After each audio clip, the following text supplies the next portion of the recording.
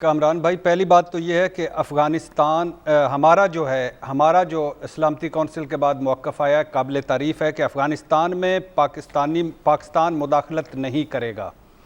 पाकिस्तान के ख़िलाफ़ अफ़गान सरज़मीन इस्तेमाल नहीं होने दी जाएगी। ये बहुत अच्छा मौक़िफ़ है।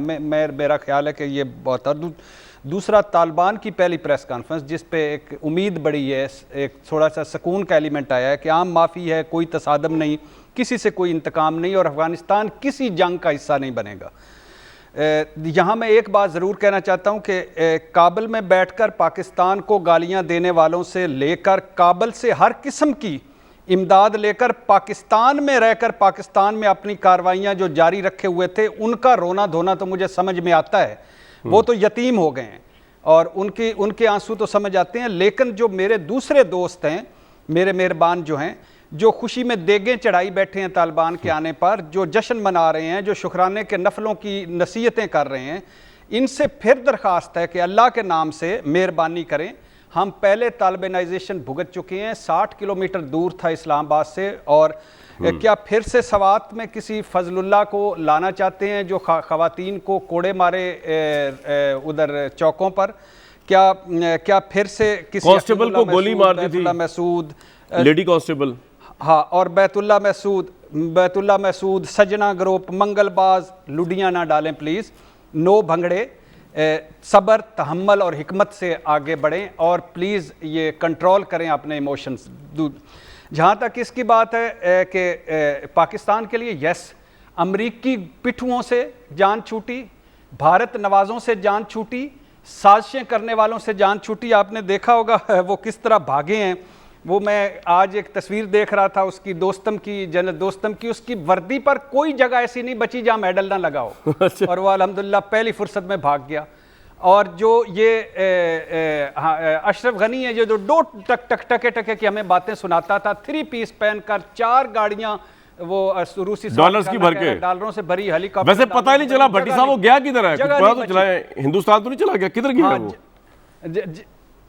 उसको भी ढूंढना है और एक और बंदे को भी ढूंढना है। मैं तो उसको लेफ्ट राइट ढूंढ रहा हूँ। अच्छा, वो जो अशरफ गनी, और फिर वो जहाज की सीढ़ी पर खड़े होकर वेव कर रहा था कि जैसे फाते बन के जा रहे हैं, शर्म करो जालिमों, क्या थे तुम, भिगोड़ा पार्टी थी।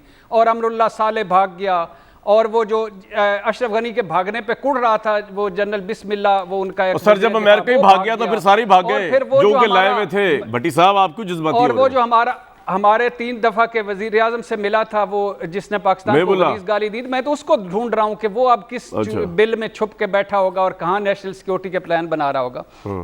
तो बात यह है कि असल बात यह है कि हम बड़ा लंबा सफ़र कर चुके हैं। Soviet union, Mujahideen, Taliban, 9/11, colon पावल का एक फ़ोन, और नेटो रस्ते, फ़ज़ाई अड्डे देना, उसामा एपिसोड, 20 साल बाद अमरीकी पसपाई, तालिबान फतह, हमसे बड़ी गलतियां हुई हैं। हमने बहुत गलत फ़ैसले किए हैं। हमने पराई जंगें लड़ी, हमने मुस्लिम उम्मा का ठेकेदार बनकर 75,000 मासूम अपने मरवा दिए, 120 अरब डॉलर से ज़्यादा नुकसान करवा बैठे। आधी कौम धमाकों, नाकों और फाकों में नफसियाती मरीज़ हुई। तो हम कुर्बानियां देकर डू मोर पर नाच नाच कर अमेरिका की नज़र भी मशकूक थे, और उस अमेरिका की नज़र में जिसका बाइडन कह रहा था कि नो वे, वो काबुल फतेह ही नहीं कर सकते, और आज वो मुंह छुपाए फिर रहे हैं। और नजीबुल्लाह से करजई तक, अशरफ गनी से हमदुल्ला मुहिब तक नमक हरामों की एक लंबी दास्तान है। 30 लाख से ज़्यादा परागुज़ीन हैं, जिसमें राह के तरबियत याफ्ता भी हैं। और 2 जुमले मैं कह रहा हूँ बड़ी खुशखबरी की बात है, एक मेरी बात तो सुन लें। एक तो उन्होंने कहा अभी भी जो प्रेस कॉन्फ्रेंस चल रही है ज़बीउल्लाह साहब की, वो कह रहे जी मीडिया आज़ाद होगा रहेगा, मीडिया की गैर जानिबदारी जो है बड़ी अहमियत की हामिल है। और उन्होंने ये भी कहा है कि ख़वातीन डॉक्टर्स बिला खौफ व ख़तर काम जारी रखें। ये तो मैं कहता हूँ पाकिस्तान से बड़ा रेवोल्यूशन आ गया वहाँ पे भाई।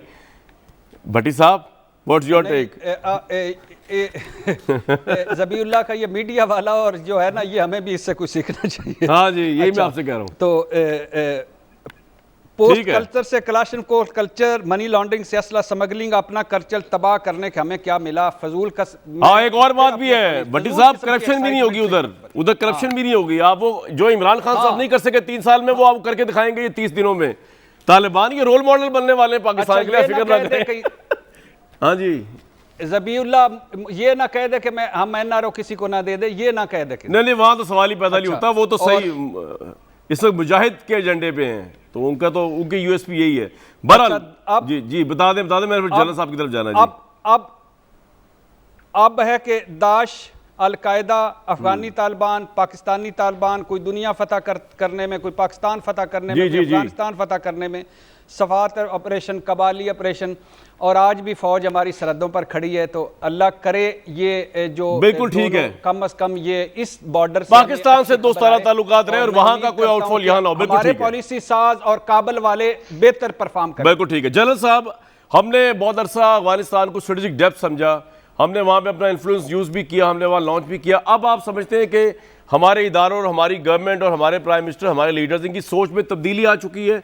अफगानिस्तान को हम आज नए अफगानिस्तान को और नए तालिबान को किस तरह डील करेंगे आपके ख्याल में? देखिए, ये मुझे 1 मिनट दे दीजिए, स्ट्रेटेजिक डेप्थ वाली बात मैं क्लियर कर दूं, क्योंकि इससे ऊपर बहुत ज्यादा इतराज और बहुत ज्यादा तनकीद हुई, तो पाकिस्तान ने कहा जी ठीक है, हम स्ट्रेटेजिक डेप्थ वाला किस्सा खत्म करते हैं। हालांकि इसमें कोई खराबी नहीं थी। ईरान ने हमें सारी जिंदगी स्ट्रेटेजिक डेप्थ दिए रखी और अफगानिस्तान को हमने दिए रखी। वो होता यही है कि जब कभी हमारे ऊपर भारत का हमला आया तो हमने अपने स्ट्रेटेजिक एसेट जो थे वो उठा के ईरान में भेज दिए, ईरान में रख दिए। ये डेप्थ। पाकिस्तान एक लीनियर मुल्क है जिसकी चौड़ाई ज्यादा नहीं है, जिसकी वजह से आपके जितने भी स्ट्रेटेजिक एसेट्स हैं वो दुश्मन की रीच में है। लिहाजा आप उसकी रीच से निकालने के लिए कोई दोस्त मुल्क पीछे हो तो आप उसमें रख देते हैं। कल अफगानिस्तान अगर उसके ऊपर हमला हुआ जब सोवियत यूनियन से, तो उनके लिए स्ट्रेटेजिक डेप्थ पाकिस्तान ने मुहैया। तो ये इसमें कोई गलत चीज नहीं थी, लेकिन क्योंकि इसको लाइल्मी की बुनियाद पे लोगों ने इसको इस तरह उछाला, तो वो मैं समझता हूं कि ये सर पाकिस्तान अफगानिस्तान के ताल्लुकात क्या आप देख रहे हैं नए तालिबान रिजीम के साथ? पहले से बहुत बेहतर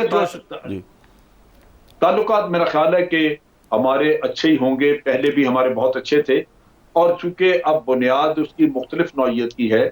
पहली चीज ये कि चूंकि ये गारंटी दी गई है या एक अंडरटेकिंग ली गई है कि अफगान सरजमीन पाकिस्तान के खिलाफ या किसी और मुल्क के खिलाफ इस्तेमाल नहीं होगी, तो अगर वो दहशतगर्दी नहीं होती तो पाकिस्तान तो बिल्कुल तालिबान के साथ है। फिर ये है कि हमारे अपनी जो हम अपने CPEC वगैरह एक्सटेंड करना चाहते हैं सेंट्रल एशिया को, तो इकोनॉमिक रिलेशनशिप पहले एक वन वे थी कि अफगानिस्तान हमारी सड़कें और इधर यूज करता था, हमारी बंदरगाहें, फिर हमें भी मौका मिलेगा कि हम इधर जाएं, तो आपके एक दो तरफा इकोनॉमिक रिलेशनशिप बन जाती है, जिससे कि इकोनॉमिक डेवलपमेंट वगैरह के चांसेस बेहतर होंगे। तो जब इकोनॉमिक इंटरडिपेंडेंस जब हो जाती है मुल्कों की, तो फिर आपके ताल्लुकात तो अच्छे होने हैं, एक दूसरे के मुल्क में आप इन्वेस्टमेंट ले जा सकते हैं। तो इसलिए मैं तो उस लिहाज से तो मैं समझता हूं कि बड़े अच्छे ताल्लुकात होंगे। लेकिन इसमें यही है कि पाकिस्तान ने इंटरनेशनल स्टैंडर्ड्स को देखना होगा। हो सकता है कि रिकग्निशन के बगैर भी हमारे ताल्लुकात बड़े अच्छे चले, लेकिन फॉर्मल रिकग्निशन जो है वो हमें इंटरनेशनल कम्युनिटी को साथ देख के करनी पड़ेगी। बिल्कुल ठीक है। मसला जो है, जो मसला जहां पे मुझे जो नजर आता है वो ये है कि जो आज जैसे अभी मदर भाई बात कर रहे थे कि तालिबान ने बड़ा अच्छा इंप्रेशन दिया है खवातीन के मामले में और चीजों के मामले में, देखना ये है कि तालिबान की हायरार्की ये फैसले कर रही है, क्या तालिबान की लो रैंक्स में सबको अंडरस्टैंडिंग यही है? क्योंकि ये प्रिमिटिव लोग थे और जो इनकी सोच थी उस जमाने की, वो सोच क्या नीचे तक बदली हुई है? अगर इनके अपने रैंक्स में इस चीज के ऊपर किसी स्टेज पे इख्तलाफात आ जाते हैं, तो अफगानिस्तान में फिर हालात खराब होंगे, बड़ी मुश्किल पेश आए। राइट।